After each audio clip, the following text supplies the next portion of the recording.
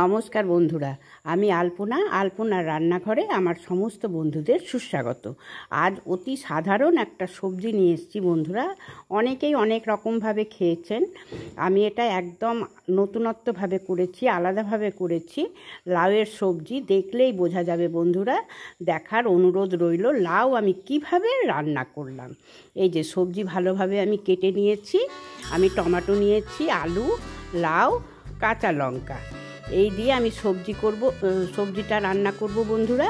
তার জন্য কড়া বসিয়ে দিয়েছি, কড়াতে সামান্য পরিমাণে তেল নিয়েছি। আমি তো এখন খুব কম তেলেই রান্না করি। সাদা জিরে আর শুকনো লঙ্কা সম্বরা করলাম, করে একটু নাড়াচাড়া করে নেব বন্ধুরা।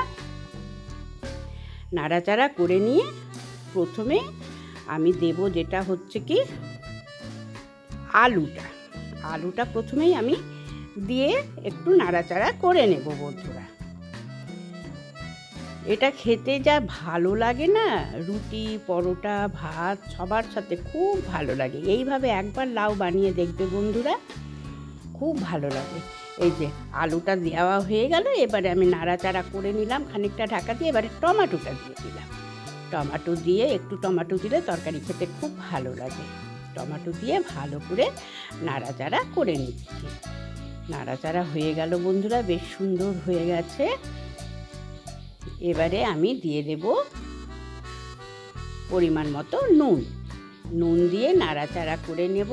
নিয়ে একটু ঢাকা দিয়ে রেখে দিলাম, দিয়ে একটু আদা বাটা দিয়ে দিলাম। এটা প্লেন আদা বাটা দিয়েই আমি রান্নাটা করব। আদা বাটা দিয়ে আমি ভালো করে কষিয়ে নিচ্ছি বন্ধুরা। কষানো প্রায় হয়ে গেছে। এই সময় আমি টেস্টটাকে ব্যালেন্স করার জন্য সামান্য একটু চিনি দিয়ে দিলাম।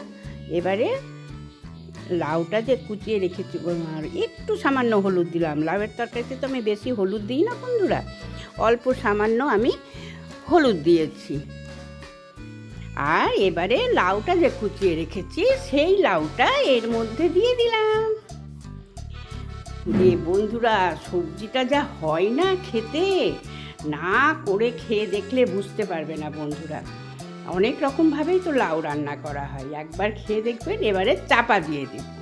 চাপা দিয়ে দেওয়ার পর বন্ধুরা, লাউ তো জল তো কাটবেই, এটা কিন্তু আমি জল দিইনি। চাপা দিয়ে রাখার পর এই জলটা বেরিয়েছে। হ্যাঁ, এই জলটা বেশ অ্যাডজাস্ট হয়ে যাবে। একটুখানি ঘি দিয়ে দিলাম। এটা রুটি, পরোটা সবার সাথে খেতে যা লাগে কি আর বলবো, একবারে আঙুল চেটে খাবে বন্ধুরা। এইবারে আমি গ্যাসটা অফ করে দেব। হ্যাঁ, একটু হলে পরে, ঠান্ডা হলে পরে টেনে নেবে। আলু আছে তো, অনেকটাই টেনে নিয়েছে। এইবারে আমি সার্ভিং বলে সার্ভ করে নিলাম বন্ধুরা। কেমন লাগছে মনে হচ্ছে না ইয়াম্মি? তাহলে নতুন বন্ধুরা চ্যানেলটি সাবস্ক্রাইব করে আমার পাশে চলে আসলে নিত্য নতুন রান্না পাওয়া যাবে। নতুন দিনের রান্না, পুরনো রান্না, বহু পুরনো রান্না আমার চ্যানেলে আছে।